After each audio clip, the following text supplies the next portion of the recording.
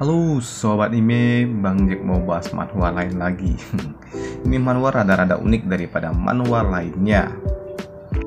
Manhwa ini memiliki judul Immortal Sword in the Reverse World. Waduh, bahasa Inggris nih. Manhwa ini menceritakan tentang seorang bocah laki-laki yang 300 tahun lalu tanpa sengaja memasuki dunia peri. Dan sejak saat itu ia mulai menjalankan masa kultivasinya. Dalam waktu 300 tahun itu ia telah bekerja keras siang dan malam untuk menjadi kultivator ahli pedang.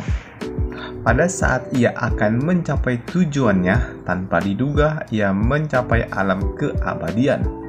Tapi tanpa sadar ia membuka suatu lorong ruang dan waktu, lalu kembali ke bumi pada usia 17 tahun.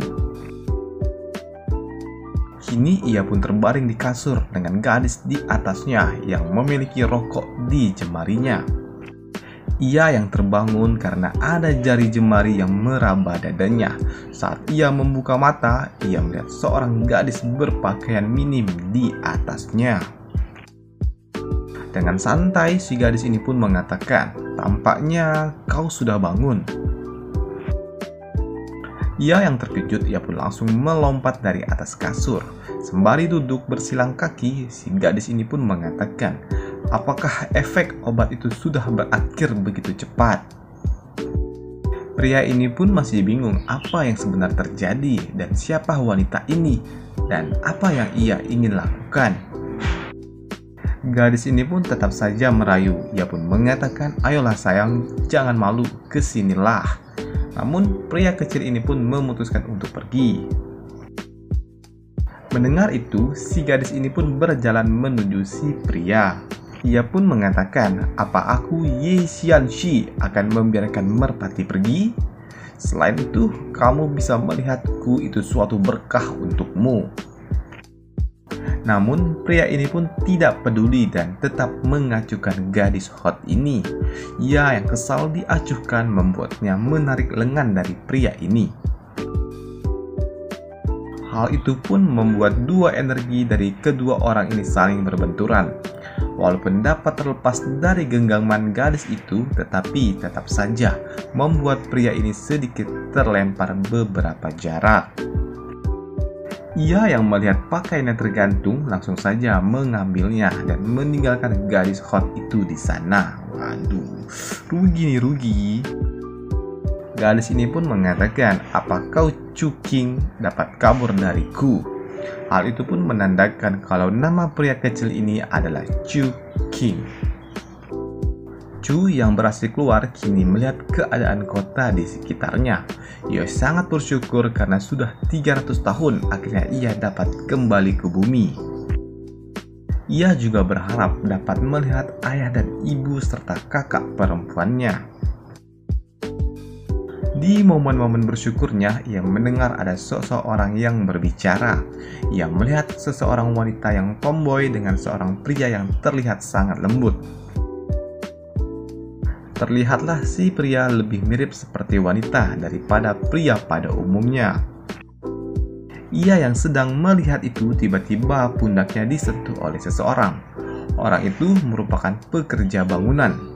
Namun ada yang aneh dari pekerja bangunan ini, karena seluruh para pekerja adalah wanita. Bukan hanya itu, ia melihat kini semua pekerjaan yang dilakukan oleh pria kini pun diambil alih oleh wanita. Dan tentunya itu sangat berbeda dari sebelum ia pergi ke dunia peri.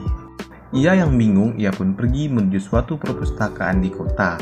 Di sana ia membaca sebuah buku sejarah tentang tata hidup manusia saat ini. Di buku itu dijelaskan pada zaman dahulu ada sebuah bencana yang melanda. Hal itu pun merubah semua fisik wanita. Hal itu juga membuat wanita menjadi kuat dan cerdas. Dan juga pada tahun itu telah lahirlah seorang wanita bernama Kong Mo.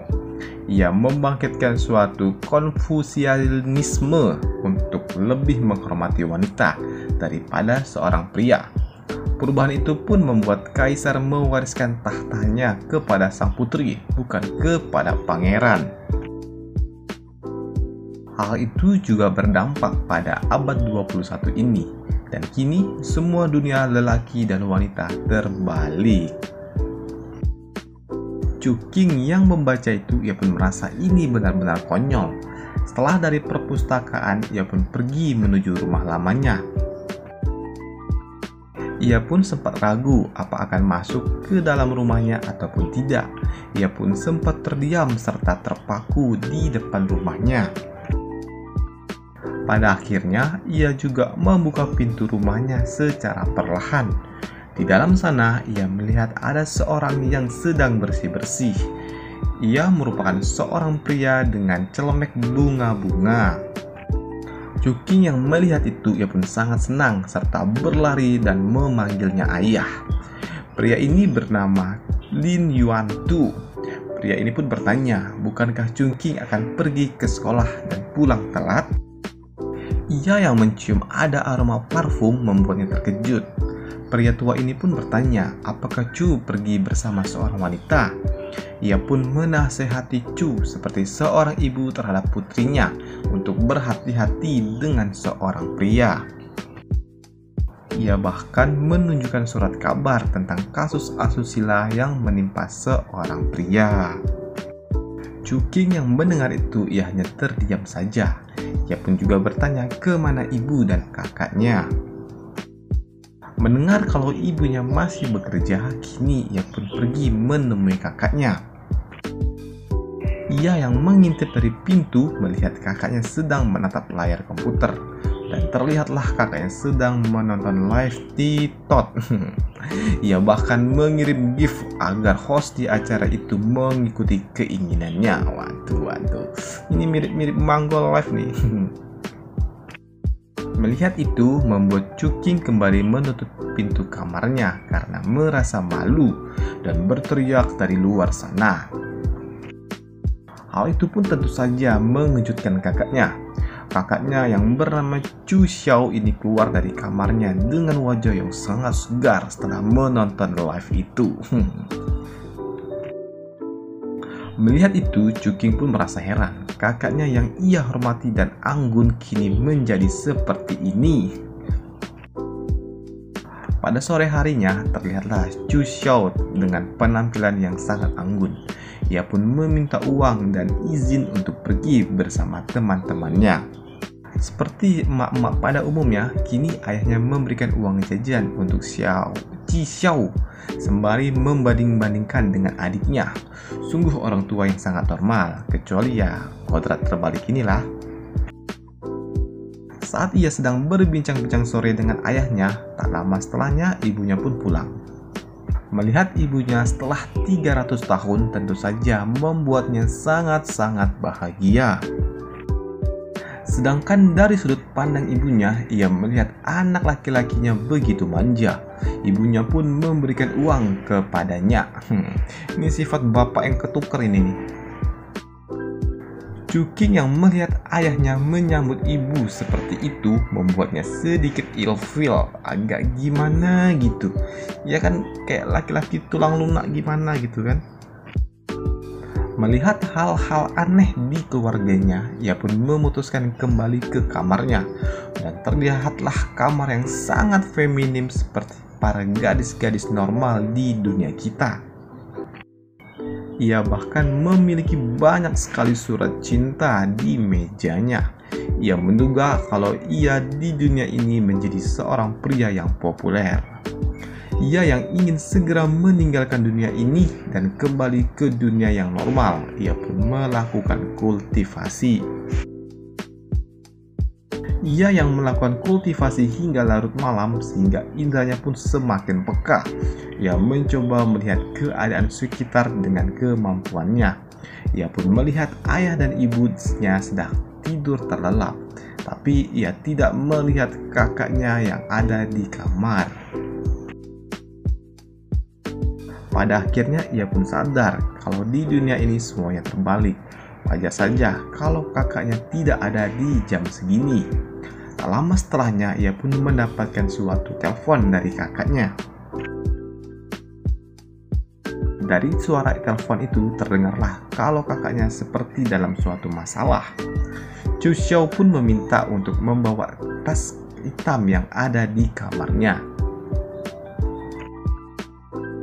Tak lama suara itu pun berganti dengan seorang wanita lainnya. Suara wanita itu pun mengancam jika kakak perempuannya mau baik-baik saja, ia harus datang dan membawakan tas itu. Mendapatkan telepon seperti itu membuat Chu Qing sedikit marah. Ia pun pada akhirnya pergi untuk menyelamatkan kakaknya dengan membawa tas yang diminta oleh orang itu. Di tempat perjanjian yaitu Prison Bar di room 302, ia melihat kakaknya ditahan oleh dua orang wanita lainnya. Chu Qing pun memberikan tas itu kepada wanita yang terlihat seperti bos preman. Wanita itu pun melihat Chu Qing yang terlihat cukup tampan. Si gadis preman ini pun mencoba untuk menggodanya, namun ia mendapatkan respon dingin dari MC kita. Kesal karena diacuhkan, si gadis preman ini pun membuka isi tasnya, dan ternyata isi tas itu penuh dengan uang. Chu Xiao pun mengatakan kalau ia tidak tahu kalau tas itu isinya uang.